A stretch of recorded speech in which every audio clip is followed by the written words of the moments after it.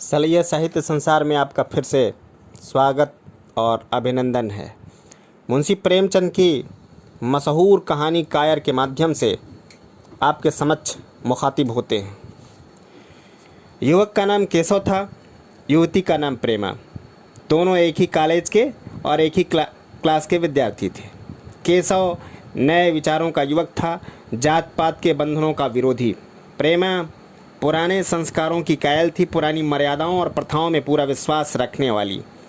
लेकिन फिर भी दोनों में गाढ़ा प्रेम हो गया था और यह बात सारे कॉलेज में मशहूर थी। केशव ब्राह्मण होकर भी वैश्य कन्या प्रेमा से विवाह करके अपना जीवन सार्थक करना चाहता था। उसे अपने माता पिता की परवाह न थी, कुल मर्यादा का विचार भी उसे स्वांग सा लगता था। उसके लिए सत्य कोई वस्तु थी तो प्रेम ही थी, किंतु प्रेमा के लिए माता पिता और कुल परिवार के आदेश के विरुद्ध एक कदम बढ़ाना भी असंभव था। संध्या का समय विक्टोरिया पार्क के एक निर्जन स्थान में दोनों आमने सामने हरियाली पर बैठे हुए हैं। सैर करने वाले एक एक करके विदा हो गए, किंतु ये दोनों अभी वहीं बैठे हुए हैं। उसमें एक ऐसा प्रसंग छिड़ा हुआ है कि किसी तरह समाप्ति ही नहीं हो रहा है। केशव ने झुंझलाकर कहा, इसका अर्थ यह है कि तुम्हें मेरी परवाह नहीं है। प्रेमा ने उसको शांत करने की चेष्टा करके कहा, तुम मेरे साथ अन्याय कर रहे हो केशव, लेकिन मैं इस विषय को माता पिता के सामने कैसे छेड़ूं, यह मेरी समझ में ही नहीं आता। वे लोग पुरानी रूढ़ियों के भक्त हैं।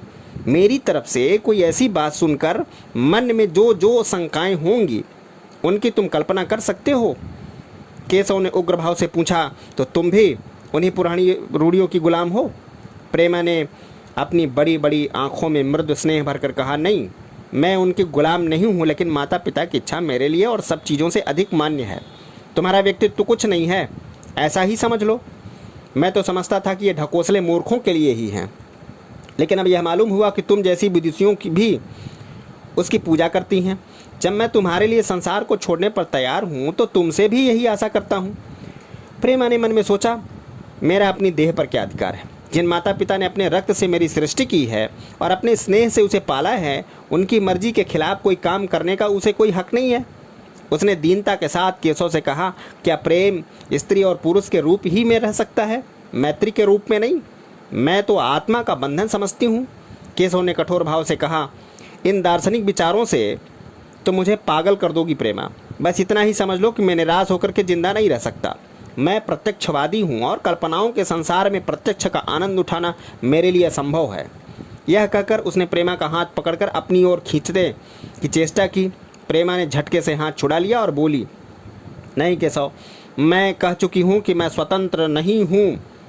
तुम मुझे वह चीज़ मत मांगो जिस पर मेरा कोई अधिकार नहीं है। केशव को अगर प्रेमा ने कठोर शब्द नहीं कहे होते तो उसे भी इतना दुख न हुआ होता। एक क्षण वह तक मन मारे बैठा रहा, फिर उठकर निराशा भरे स्वर में बोला, जैसी तुम्हारी इच्छा हो। आहिस्ता आहिस्ता कदम सा उठाता हुआ वहाँ से चला गया। प्रेमा अब भी वहीं बैठी आंसू बहाती रही।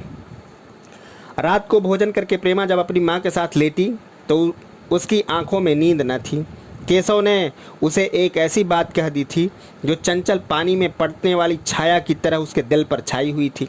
प्रतिक्षण उसका रूप बदलता था, वह उसे स्थिर न कर सकती थी। माता से इस विषय में कुछ कहे तो कैसे, लज्जा मुंह बंद कर देती थी। उसने सोचा, अगर केशव के साथ मेरा विवाह न हुआ तो उस समय मेरा क्या कर्तव्य होगा? अगर केशव ने कुछ उदंडता कर डाली तो मेरे लिए संसार में फिर क्या रह जाएगा? लेकिन मेरा बस ही क्या है? इन भांति भांति के विचारों में एक बात जो उसके मन में निश्चित हुई वह यह थी कि केशव के सिवा वह और किसी से विवाह न करेगी। उसकी माता ने पूछा, क्या तुझे अब तक नींद ना आई? मैंने तुझसे कितनी बार कहा कि थोड़ा बहुत घर का काम काज किया कर, लेकिन तुझे किताबों से फुर्सत नहीं मिलती। 4 दिन में तू पराए घर जाएगी, कौन जाने कैसा घर मिले। अगर कुछ काम करने की आदत ना रही तो कैसे निवाह होगा? प्रेमा ने भोलेपन से कहा, मैं पराए घर जाऊंगी ही क्यों? माता ने मुस्कुराकर कहा, लड़कियों के लिए यह तो सबसे बड़ी विपत्ति है बेटी। माँ बाप की गोद में पलकर ज्यों ही सयानी हुई दूसरों को ही जाती है। अगर अच्छे प्राणी मिले तो जीवन आराम से कट गया, नहीं रो रो कर दिन काटना पड़ता है। सब कुछ भाग्य के अधीन है। अपनी बिरादरी में तो मुझे कोई घर नहीं भाता, कहीं लड़कियों का आदर नहीं, लेकिन करना है तो बिरादरी में ही करना पड़ेगा। न जाने यह जात पात का बंधन कब टूटेगा। प्रेमा डरते डरते बोली, कहीं कहीं तो बिरादरी के बाहर भी विवाह होने लगे हैं। उसने कहने को कह दिया, लेकिन उसका हृदय कांप रहा था कि माताजी कुछ भांप न जाए। माता ने विस्मय के साथ पूछा, क्या हिंदुओं में भी ऐसा हुआ है? फिर उसने अपने आप ही उस प्रश्न का जवाब भी दिया, और 2-4 जगह ऐसा भी हो गया तो उससे क्या होता है। प्रेमा ने इसका कुछ जवाब न दिया। भय हुआ कि माता कहीं उसका आशय समझ न जाए। उसका भविष्य एक अंधेरी खाई की तरह उसके सामने मुंह खोले खड़ा है, मानो उसे निगल जाएगा। उसे न जाने कब नींद आ गई। प्रातःकाल प्रेमा सोकर उठी तो उसके मन में एक विचित्र साहस का उदय हो गया। सभी महत्वपूर्ण फैसले हम आकस्मिक रूप से कर लिया करते हैं, मानो कोई दैवी शक्ति हमें उनकी ओर खींच ले जाती है। वही हालत प्रेमा की भी थी। कल तक वह माता पिता के निर्णय को मान्य समझती थी, पर संकट को सामने देखकर उसमें उस वायु की हिम्मत पैदा हो गई थी जिसके सामने कोई पर्वत आ गया हो। वही मंद वायु प्रबल वेग से पर्वत के मस्तक पर चढ़ जाती है और उसे कुचलती हुई दूसरी तरफ जा पहुंचती है। प्रेमा मन में सोच रही थी कि मानो यह देह माता पिता की है, किंतु आत्मा तो मेरी है।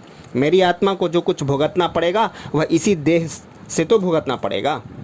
अब वह इस विषय में संकोच करना अनुचित ही नहीं, घातक समझ रही थी।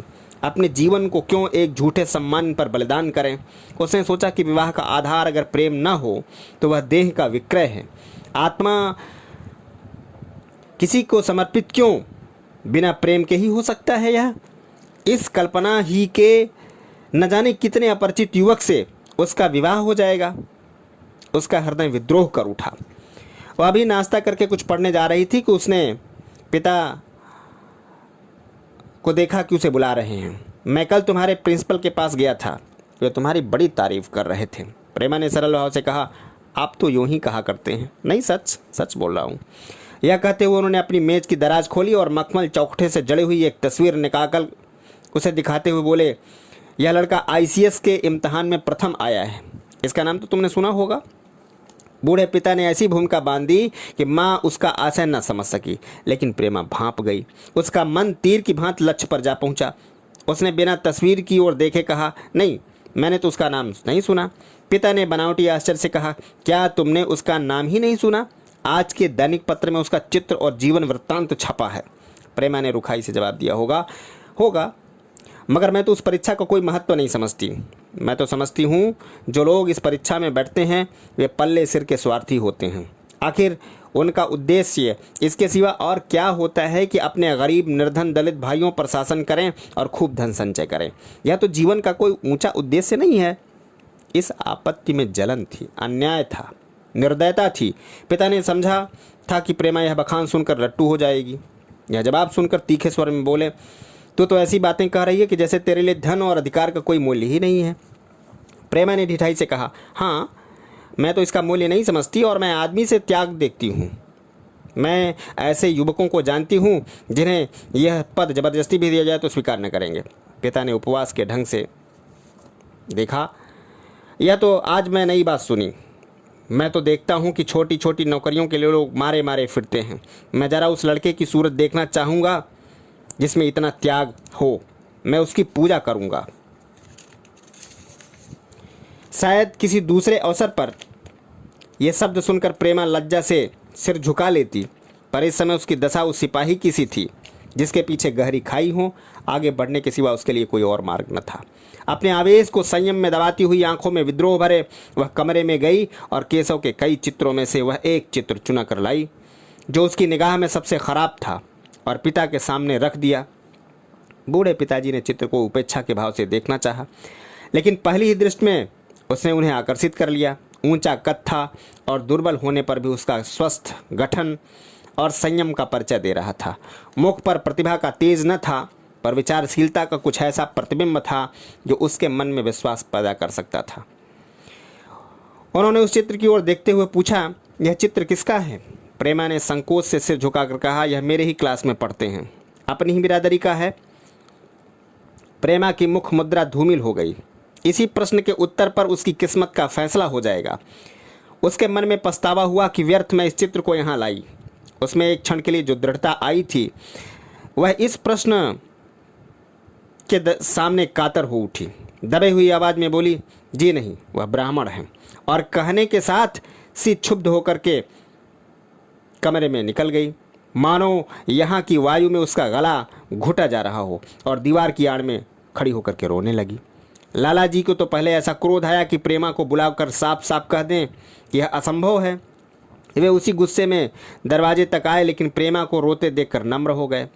इस युवक के प्रति प्रेमा के मन में क्या भाव थे यह उनसे छिपा न रहा। वे स्त्री शिक्षा के पूरे समर्थक थे, लेकिन इसके साथ ही कुल मर्यादा की रक्षा भी करना चाहते थे। अपनी ही जात के सुयोग्य वर्ग के लिए अपना सर्वस्व अर्पण कर सकते थे, लेकिन उस क्षेत्र के बाहर कुलीन से कुलीन और योग्य से योग्य वर्ग की कल्पना भी उनके लिए असह्य थी। इससे बड़ा अपमान वे सोचते ही न सकते थे। उन्होंने कठोर स्वर में कहा, आज से कॉलेज जाना बंद कर दो। अगर शिक्षा कुल मर्यादा को डुबोना ही सिखाती है तो कुशिक्षा है वह। प्रेमा ने कातर कंठ से कहा, परीक्षा तो समीप आ गई है। लाला जी ने दृढ़ता से कहा, आने दो, और फिर अपने कमरे में जाकर विचारों में डूब गए। 6 महीने गुजर गए। लाला जी ने घर में आकर पत्नी को एकांत में बुलाया और बोले, जहाँ तक मुझे मालूम हुआ है केशव बहुत ही सुशील और प्रतिभाशाली युवक है। मैं तो समझता हूँ कि प्रेमा इस शोक में घुल घुल कर प्राण दे देगी। तुमने भी समझाया, मैंने भी समझाया, दूसरों ने भी समझाया, पर इसका कोई असर इस पर पड़ता नहीं। ऐसी दशा में हमारे लिए और क्या उपाय है? उनकी पत्नी ने चिंतित भाव से कहा, कर तो दोगे, लेकिन रहोगे कहाँ? न जाने कहाँ से यह कुलक्षणी मेरी कोख में आ गई। लाला जी ने भवें सिकोड़ कर तिरस्कार से कहा, यह तो 1000 दफ़ा सुन चुका, लेकिन कुल मर्यादा के नाम को कहाँ तक रोएं? चिड़िया पर खोल कर यह आशा करना कि वह तुम्हारे आंगन में ही फुदकती रहेगी भ्रम है। मैंने इस प्रश्न पर ठंडे दिल से विचार किया है और इस नतीजे पर पहुंचा हूं कि हमें इस आपद धर्म को स्वीकार कर लेना ही चाहिए।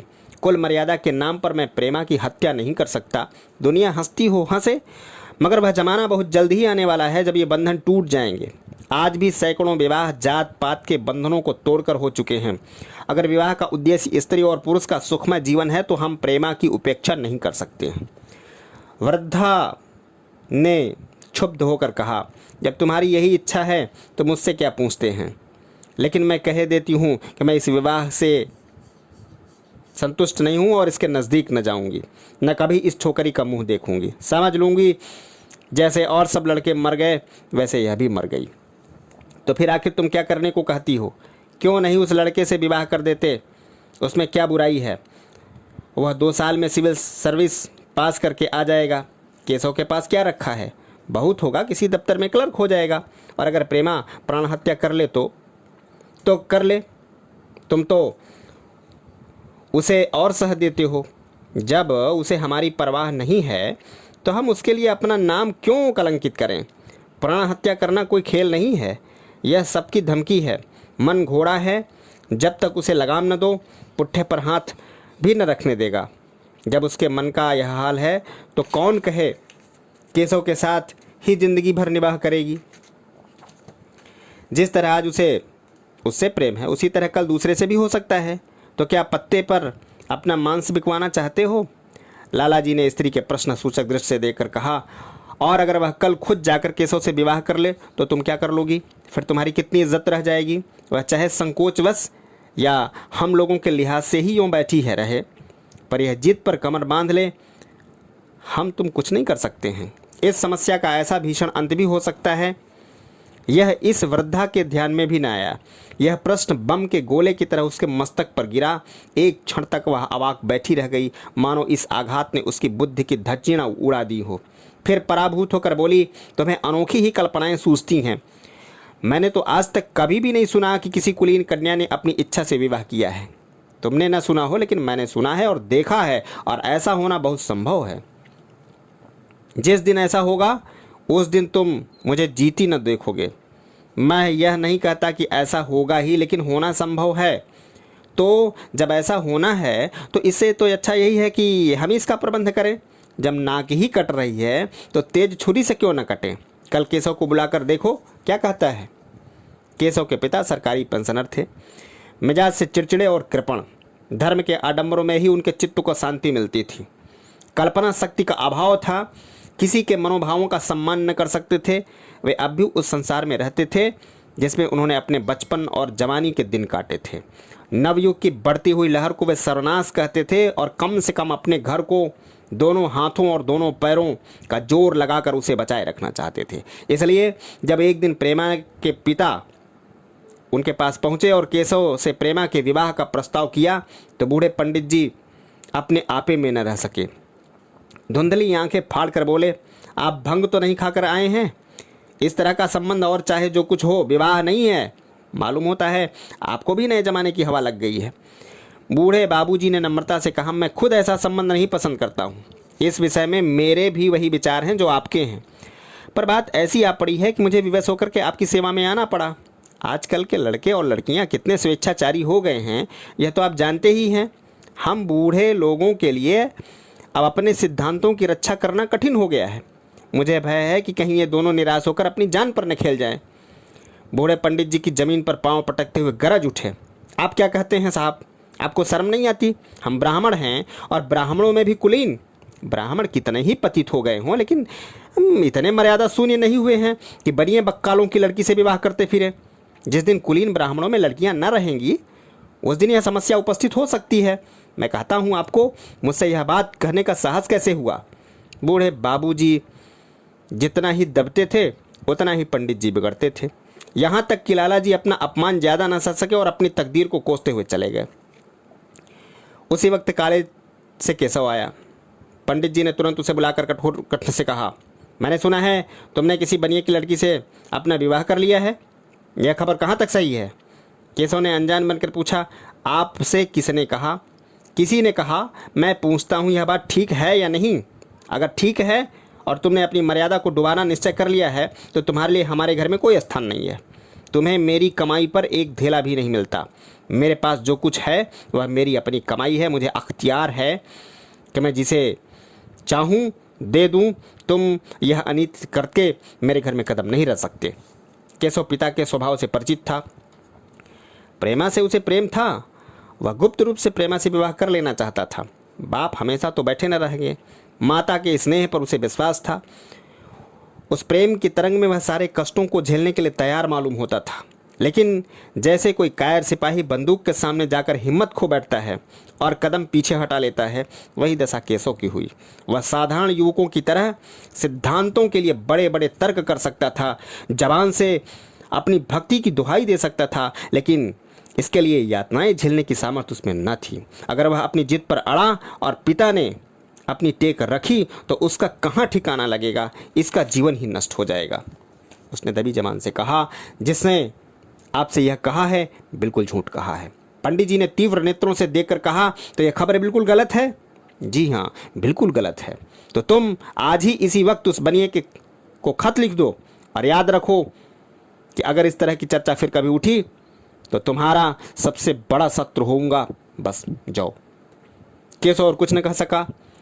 वह यहाँ से चला तो ऐसा मालूम होता था कि पैरों में दम नहीं है। दूसरे दिन प्रेमा ने केशव के नाम एक पत्र लिखा। प्रिय केशव, तुम्हारे पूज्य पिताजी ने लाला जी के साथ जो अशिष्ट और अपमानजनक व्यवहार किया है उसका हाल सुनकर मेरे मन में बड़ी शंका उत्पन्न हो रही है। शायद उन्होंने तुम्हें भी डांट फटकार बटाई होगी। ऐसी दशा में मैं तुम्हारा निश्चय सुनने के लिए विकल हो रही हूँ। तुम्हारे साथ हर तरह का कष्ट झेलने को तैयार हूँ। मुझे तुम्हारे पिताजी की संपत्ति का मोह नहीं है। मैं तो केवल तुम्हारा प्रेम चाहती हूँ और उसी में प्रसन्न हूँ। आज शाम को यहाँ आकर भोजन करो। दादा और माँ दोनों तुमसे मिलने के लिए बहुत इच्छुक हैं। मैं स्वप्न देखने में मग्न हूँ जब हम दोनों उस सूत्र में बंध जाएंगे जो टूटना नहीं जानता, जो बड़ी से बड़ी आपत्ति में भी अटूट रहता है। तुम्हारी प्रेमा। संध्या हो गई और इस पत्र का कोई जवाब न आया। उसकी माता बार बार पूछती थी, केशव आए नहीं। बूढ़े लाला भी द्वार की ओर आंख लगाए बैठे थे। यहाँ तक कि रात के 9 बज गए, पर न तो केशव ही आए न उनका पत्र। प्रेमा के मन में भांति भांति के संकल्प विकल्प उठ रहे थे। कदाचित उन्हें पत्र लिखने का औसत न मिला हो, या आज आने की फुर्सत न मिली होगी। कल अवश्य आ जाएंगे। केशव ने पहले उसके पास जो प्रेम पत्र लिखे थे उन सबको उसने पढ़ा, फिर पढ़ा। उनके एक एक शब्द से इतना अनुराग टपक रहा था, उनमें कितना कंपन था, कितनी विकलता, कितनी तीव्र आकांक्षा। फिर उसे केशव के वे वाक्य याद आए जो उसने सैकड़ों ही बार कहे थे। कितनी बार उसके सामने रोया था। इतने प्रमाणों के होते हुए निराशा के लिए कहाँ स्थान, मगर फिर भी सारी रात उसका मन जैसे सूली पर टंगा रहा। प्रातःकाल केशव का जवाब आया। प्रेमा ने कांपते हुए हाथों से पत्र लेकर के पढ़ा। पत्र हाथ से गिर गया। ऐसा जान पड़ा मानो उसकी देह का रक्त स्थिर हो गया हो। लिखा था, मैं बड़े संकट में हूँ कि तुम्हें क्या जवाब दूँ। मैंने इधर इस समस्या पर खूब ठंडे दिल से विचार किया है और इस नतीजे पर पहुँचा हूँ कि वर्तमान दशाओं में मेरे लिए पिता की आज्ञा की उपेक्षा करना दुस्सह है। मुझे कार न समझना, मैं स्वार्थी भी नहीं हूँ, लेकिन मेरे सामने जो बाधाएं हैं उन पर विजय पाने की शक्ति मुझ में नहीं है। पुरानी बातों को भूल जाओ। उस समय मैंने इस बाधाओं की कल्पना भी न की थी। प्रेमा ने एक लंबी गहरी जलती हुई सांस खींची और उस खत को फाड़कर फेंक दिया। उसकी आंखों से अश्रुधार बहने लगी। जिस केशव को उसने अपने अंतःकरण से वर लिया था वह इतना निष्ठुर हो जाएगा, उसकी रत्ती भर भी आशा न थी। ऐसा मालूम पड़ा कि मानो अब तक कोई सुनहरा स्वप्न देख रही थी, पर आंखें खुलने पर वह सब कुछ अदृश्य हो गया। जीवन में जब आशा ही लुप्त हो गई तो अंधकार के सिवा और क्या रहा। अपने हृदय की सारी संपत्ति लगाकर उसने एक नाव लदवाई थी, वह नाव जलमग्न हो गई। अब दूसरी नाव कौन वहाँ से लदवाए। अगर वह नाव टूटी है तो उसके साथ वह भी डूब जाएगी। माता ने पूछा, क्या केशव का पत्र है? प्रेमा ने भूमि की ओर ताकते हुए कहा, हाँ, उनकी तबीयत अच्छी नहीं है, इसके सिवा वह और क्या कहे। केशव की निष्ठुरता और बेवफाई का समाचार कहकर लज्जित होने का साहस उसमें न था। दिन भर वह घर के काम धंधों में लगी रही, मानो उसे कोई चिंता ही नहीं है। रात को उसने सबको भोजन कराया, खुद भी भोजन किया और बड़ी देर तक हारमोनियम पर गाती रही। मगर सवेरा हुआ तो उसके कमरे में उसकी लाश पड़ी हुई थी। प्रभात की सुनहरी किरणें उसके पीले मुख को जीवन की आभा प्रदान कर रही थी। जय हिंद, जय भारत।